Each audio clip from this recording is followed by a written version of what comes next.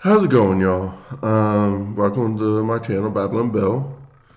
Today we are going to talk about the movie Eternals. Just got done seeing it. So I'm doing what I normally do is try to make the review as soon as possible so my take is fresh. Um, and before I do that, I do want to apologize for not posting last week. Life, again, got ahead of me. Um, Hopefully, that's the last time I miss. But I make no promises because creating content is probably the hardest part about being a content creator.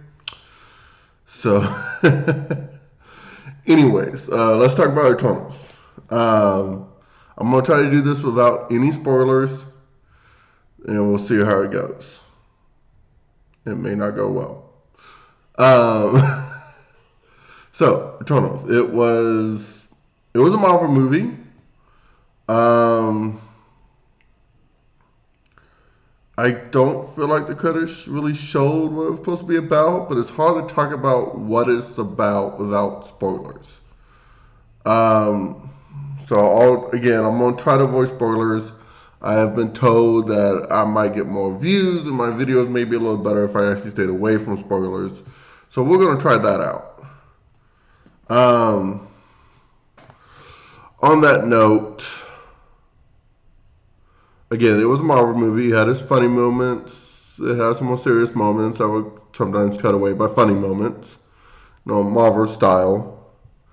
But it wasn't that great of a Marvel movie, or really that great of a movie. I didn't get goosebumps at any times. I wasn't on the edge of my seat. Um, I think there are some characters they introduce and some thematics and universe building that I think will give a good payoff, or at least I'm hoping it gives a good payoff. But we will see. But again, I can't really get into that without getting into spoilers. But trust me, watch the credit scenes, both of them, both the post-credit scenes. Watch them. There's one after the title card credit scenes, and then there's one after the actual credits roll. Um, so watch both of those. I think they're both going to lead to some bigger things. Movie itself. So movie itself, it's. I feel like the writing could be better. Maybe that's just my opinion. I also like to state I don't know anything about the Eternals. I know Thanos was supposed to be one, or I think he was. Correct me down in the comments. My Marvel knowledge is pretty rusty. It's been a long, long time since I read the comics. Sometimes I'll do research on movies before I watch something new on the MCU, or if I get curious enough after watching a movie or a show. But overall, the writing could have been better. The acting was decent. For probably what the actors are given. I'm not a big Angelina Jolie fan, but I think she did all right. The actress that played Cersei, I think, was a good leading choice, as well as the actress who played Sprite. I think did good job playing a kid, a Eternal being stuck in a kid's body. I think that was actually done pretty well on that point. As for representation, I thought it was good. It was diverse cast. We had a actual deaf character, and from my understanding, again, correct me if I'm wrong, the deaf character was played by a deaf actress. So I thought that was pretty cool, and the way they just all roll with it, and yes, she was deaf, but that wasn't really her character. It was just something that she was. Um, she was actually a speedster, which she was an amazing speedster. The ways that she used it in fights, so I thought that was cool. Um, but and then they also have they do have an openly gay character. You've probably seen it in the news. I'm not going to touch on that in this video, though I probably should. I can't believe I'm going to say this, but good on Disney for not cutting those scenes for the countries that aren't liking those scenes. I think that was the right call. People with LGBTQ need representation all over the world, not just here in the States, and not just in the countries that are comfortable. And I hate using that term because you shouldn't be uncomfortable around LGBTQ people. But it is openly, it's not hinted at. It is, the character is shown to be married with a kid. Like there's a kiss on screen between the two husbands. So this is openly gay character, and that's the start. So, but I think that was good. I think the action sequences were decent. The thing called, what were they called? Divergent? No, not Divergent. I think they were called Divergents. They were decently well done, full CGI, but not bad CGI. The costumes, they look kind of fake in the close-ups, very clothy. Maybe they were meant to be that way. Again, I don't know much about the Eternals. And again, the acting for what they were probably given script-wise was decent. I saw some things coming. Some things didn't quite come as I thought they were going to do it. This is let's get the team back together, but not all getting the team back together went like I thought it was going to. There is one part that I can't get into without spoilers, but I thought one character did something, turned out to be another character. I wasn't surprised, per se, but it definitely, again, nothing really took me by surprise. There was some cool things, but nothing wowed me, I guess is the best way to put this.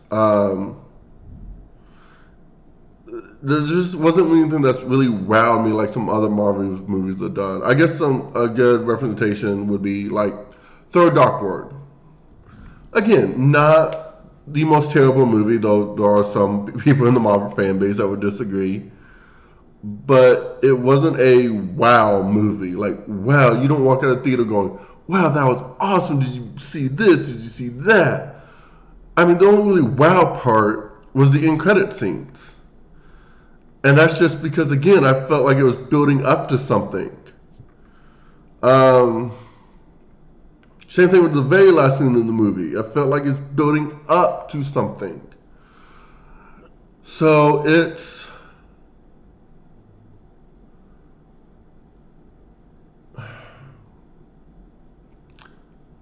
stuff that's been done before, just with the Marvel filter. Though that's a lot of movies, not just Marvel, just about everything in movies have been done before in storytelling. Stories just get told in a new way, with a new wrapping. Let's face it, there's not that much original content anymore. But that's not a bad thing. We all enjoy what we enjoy. I myself am a big Marvel fan. I understand that a lot of comics and a lot of these Marvel movies take pieces from other other movies and other storytelling things. So it's, I'm not really sure what to say without giving away spoilers. So, because I do have some thoughts on some of the spoilers. So here's what we're gonna do. because I don't think I'm ready to do this without spoilers. As of right now, we are going into spoiler territory. So you have been warned. At the 10, 12, 10, 15 marker, we are getting into spoilers. Ajax death. Didn't see it coming. I thought maybe someone else had killed her. It turned out to be Ikaris. The reason I say someone else because Druig. Thought Druig had killed her. Turned out to be Ikaris. But I knew it wasn't Deviants. And then when Gilgamesh died, I wasn't too thrilled about that. I thought it was kind of a cheap death motivated to get Angelina Jolie out of her character's funk. But I do appreciate the fact that it didn't fully cure her. She's still a little in the head. Which, if I had a million lives and my memory wipe didn't go correct, I could probably be a little woohoo in the head too. I mean, I am woohoo in the head, but for other reasons. So,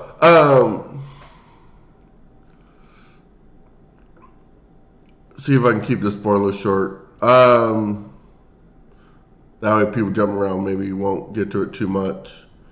But and then when Cersei did her big thing, I saw that coming too after she turned the Deviant into a tree.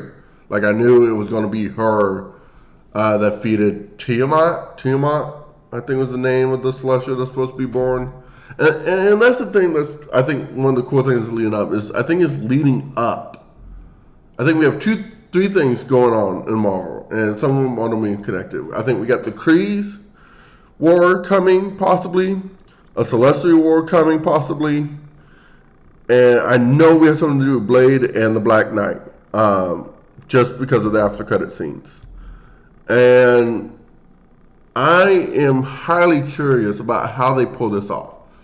I don't know if it's going to be like this phase is mainly going to eventually focus on the Kryze, or maybe next phase of Kryze, and eventually when they get to the end of this multi-phase step, that's when we get Eternals, kind of like we did with Thanos. It's just going to be a very big lead up. As for Blade, I'm not really sure how he's going to fit in, but I am looking forward to it. I don't know much about Black Knight. I knew I recognized the name, as well as kind of the idea of it. So I did some Google research on that one. Okay, so if you're skipping around, trying to get past spoilers are stopping now. Final thoughts on the film. Again, I'll probably give it a 5.5, maybe a 6 out of 10. It wasn't terrible. I wasn't bored, but I wasn't wowed. And